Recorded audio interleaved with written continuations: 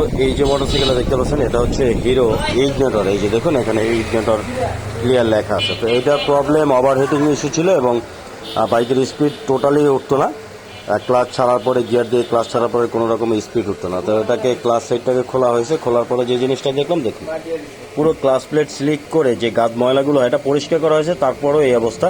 Clutch plate পুরে কিন্তু totally কালো হয়ে গেছে এবং বাটি যেটা আছে সেটা আপনাদেরকে দেখাই, কারণ অনেক সময় এই গাড়িগুলো যারা নতুন করে খুলে তারা অনেক সময় জানে না। বাটি খোলার পরে তাদের কিন্তু বুঝতে হয় যে আসলে বাটির কীরকম থাকে। এটা মূলত 3 খুঁটি যে থাকে হর্নেটের মতো সেম। এই যে দেখুন হর্নেটের যে 3 খুঁটির বাটি থাকে, আর এটা কাছে থেকে দেখাই যে দেখুন এই বাটির টোটালি কিন্তু এই যে সাইড থেকে এগুলো কিন্তু ক্লাচ প্লেট যেখানে লাগতো সেখানে স্লিপ করে ক্ষয় হয়ে গর্ত হয়ে গেছে। এত পরিমাণে ক্ষয় হয়েছে বা গাদ হয়েছে যেটা কিন্তু ক্লাচ সাইডে কিন্তু এখনও দেখলে বোঝা যায়। এগুলোকে পরিষ্কার করা হবে, পরিষ্কার করে কিন্তু এগুলো লাগানো হবে। আর এইখানে খেয়াল করুন এই যে দেখুন পুরো গর্ত হয়ে গেছে এই যে বিট সাইড থেকে। এই যে দেখুন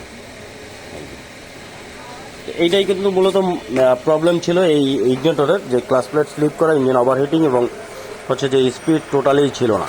এই ধরনের সমস্যা হলে অবশ্যই ক্লাচ প্লেট চেক করবেন। আর ক্লাচ প্লেট বাটির যে সেটটা সেটা কিন্তু আপনাদেরকে দেখিয়ে দিলাম। এই যে দেখুন দেখতে কিন্তু ঠিক এরকমেরই। এই যে হোল কিন্তু এখানে 6টাই থাকবে, স্প্রিংও কিন্তু এখানে 6টা স্প্রিংই থাকবে, টোটালে 6টা স্প্রিং থাকে।